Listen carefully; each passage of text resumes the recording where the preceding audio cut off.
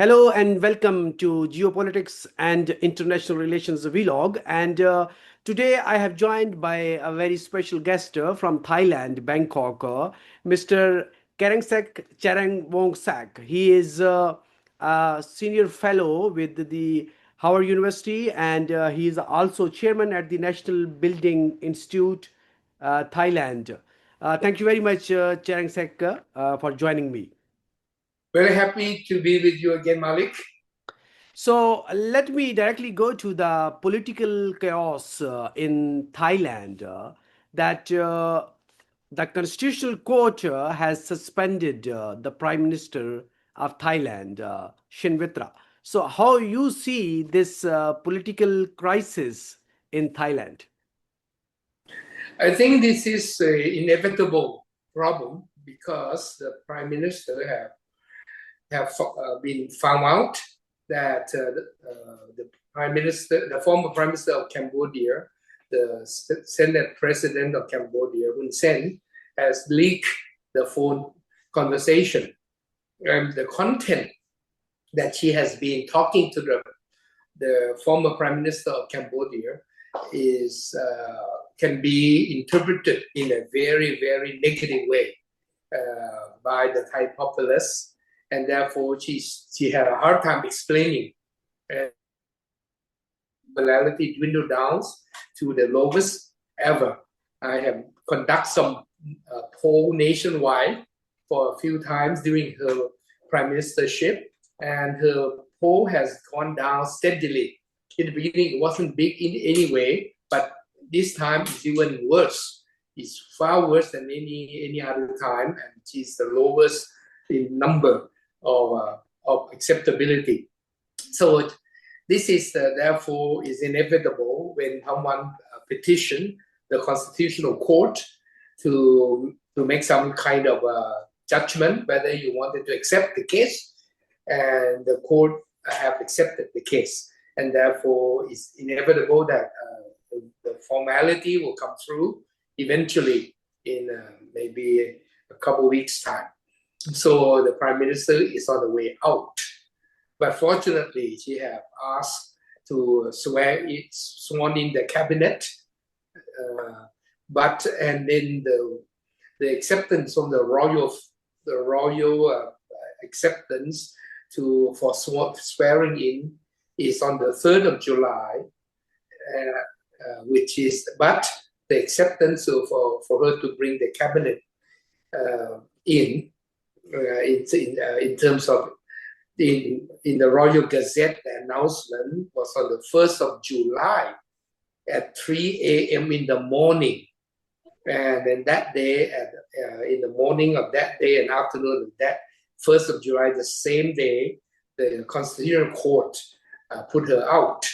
And therefore, this is clearly a situation where she's under huge difficulties. I think she is just at the tail end of her political opportunity, and she has named herself also not only as Prime Minister but also Minister of Culture, and that is become very interesting. But technically, the petition to the Constitutional Court is only for her being the Prime Minister of the day at that time, not anticipating that she'll be also making herself also Minister of Culture as well the same day.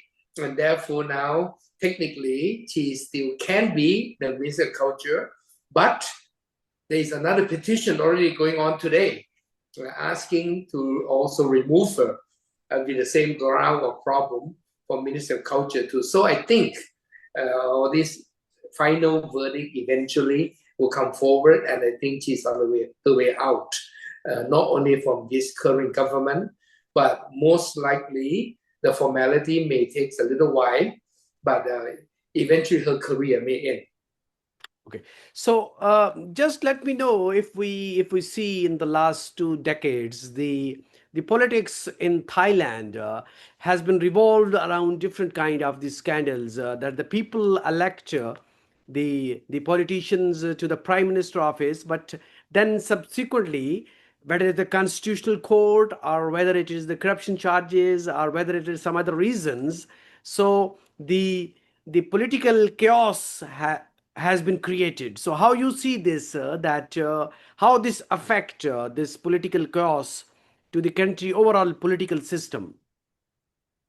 I think the political chaos is always there from the day one when we have any kind of electioneering election in any democratic system.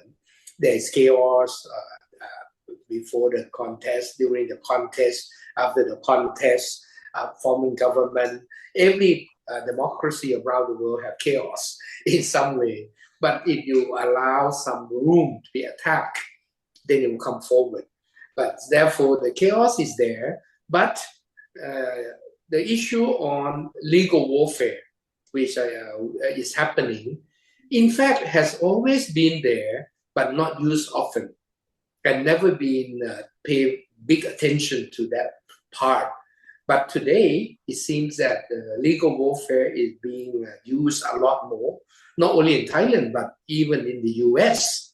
You can see when the Trumpian presidency came at what certain stage during his losing out to Biden, he also giving some trouble to Biden, and then there's a lot of using legal warfare, I call, in causing chaos. So this is not new. It's just always been there, but people never use it because they don't need to, and they use it very little once in a while. But I would say worldwide, eventually, they will learn from Thailand. They will learn from what's happening. There will be more and more legal warfare going on in politics from this day onward to the next few decades. I think politics will be more complicated.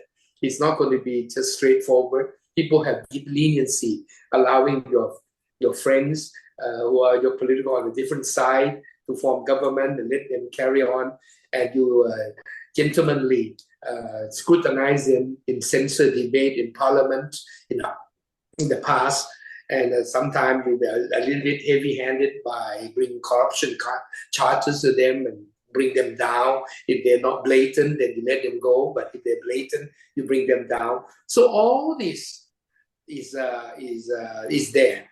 But from now on, I believe worldwide, in my opinion, this is my statement, and you watch and see. Around the world, people pick up the news. They will learn that, hey, this is a better way to do politics, to bring down your enemy. So I think legal warfare will be there. You will look at the rules and you try to create trouble for one another all the time. So I think this is Thailand once again set a very strong example for legal warfare in the political world in every nation, I hope. I got it. So the petition in the Constitutional Court has been filed by the 36 senators who has like accusation that the Prime Minister for the dishonesty and breaching ethical standard in violation of the Constitution over that phone call. So how big this mean that inside the Thailand society is the issue, especially when it comes to the Cambodia, how much this is a big issue and the violation, and especially the public rage and the public anger, how you can comment on that side? The public rage is more than many other incidents we have seen in the last few years. It's totally negative on the Prime Minister, his government, and her government. So the public is on the opinion that the Prime Minister, in a way, almost being looked upon as if like selling out the country to another country. It's really a big sentiment surrounding her in the whole nation. I would say almost everybody, except a few on her side, which is a very few percentage. Most of the people, when you do the polling, it's clear that they're very unhappy and they look at it negatively. So I think this is on the street, it's on the conversation every day, it's still catching on. The fire is still burning. So how you see that this scandal could affect the political career of a 38-year-old Prime Minister Shinawatra, who is just on the start of his political career. So how you see that the future repercussions and the consequences of this incident? I think she will either resign soon just to avoid the verdict from the Constitutional Court formally, so that she will not bar for life, and to gracious exit by resigning. But if she doesn't, she keep pushing on, the verdict will come anyway, soon and very soon. And that would mean that she'll go through a lot more court cases, and she'll bar from joining politics most likely for the rest of her life. So it's going to be severe if she doesn't resign quickly while the opportune time is still there. So I think she's the end of her political career formally. She will have to play the role behind the scene, like her father, if she wants to have some political linkage. But formally, I think she will most likely will end her career soon and very soon. So in case of a resignation, so there would be, what could be the new form of the government? Mean that there would be new elections, or there would be another coalition government would be set up in the parliament? I think there could be a few things happening one after the other quickly. There's a few things. Now there's a few intersection where she can make some different turns. One, she could resign. That would mean the same house or parliament would have to choose someone by the right rules as a candidate for prime ministership and form new government again. So that's one way. Another way, she dissolve the parliament so that there will be new election. That would also be possible under severe pressure. She may just do that. But she seemed to be determined to carry on for a little while, at least for a few more months, so that she could pass the budget and then to set the civil servants in various ministries that is advantageous to her party. Maybe she's wanted to drag on for a few more months at the risk that the issue going to develop furthermore, and it may cause her a huge problem.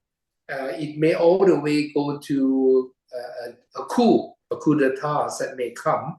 But my own opinion is the last resort. Highly unlikely, because the military doesn't really want to have a coup anyway. Highly unlikely. It only will come when there's no other way out. But the more likely scenarios would be, I would say, there would be the kind of legal warfare because there are many more other issues pending in the anti-corruption commission, in the constitutional courts, in the various court of justice for the politicians. So many issues still pending there, and any one of them would bring the downfall, and that would mean that there's a lot of issue that's already been pending, that it could well be even most of the political parties that existing today will be collapsing, because all of them have been charges of something, and therefore there will be a wipe out the whole landscape. Then the constitution will have to go into one particular article for crisis time, which is stipulated in the constitution, where the prime minister can be selected from the people outside the list of the political parties candidate list for prime ministership in the last election. It could be an outsider become a prime minister, forming a new kind of government under very extraordinary circumstances, which is unusual. It has to be redesign the landscape of politics. It could go to that. I think it's highly likely it may go to that instead of a coup. So my final question is this, that whoever be the next to the Prime Minister office. So how difficult and would be challenging for the new premier about this the conflict actually that became a big scandal of this call leak, and how this Cambodia and the Thailand, this border dispute, how challenging would be for the next Prime Minister to negotiate on this. I think it's going to be easy if the Prime Minister Shinawatra Paetongtarn disappear from politics because it's her issue. If she go away in politically, the new Prime Minister, whoever it will be, will have a clean slate, opportunity to negotiate with Cambodia, with Hun Sen and Hun Manet, and try to find a way out, which the Cambodian themselves have said that the new Prime Minister, they could talk. But this Prime Minister, he will not talk, Hun Sen said. And therefore, I think new Prime Minister will not have a problem too much in solving Cambodia problem on our border. But there's other issue, of course, in Thailand that we need to carry out the solution. And the new Prime Minister have a big challenge that is in front of him, politically, socially, economically. And of course, it could either be a new opportunity for Thailand with a clean slate, or it could be, again, a very challenging task if the new Prime Minister cannot set the new tone. Thank you very much, Kriengsak Chareonwongsak, the chairman of National Building Institute, who joined me from Thailand. Thank you so much for your insight for my Geopolitics and International Relations vlog. It's my pleasure. Bye-bye.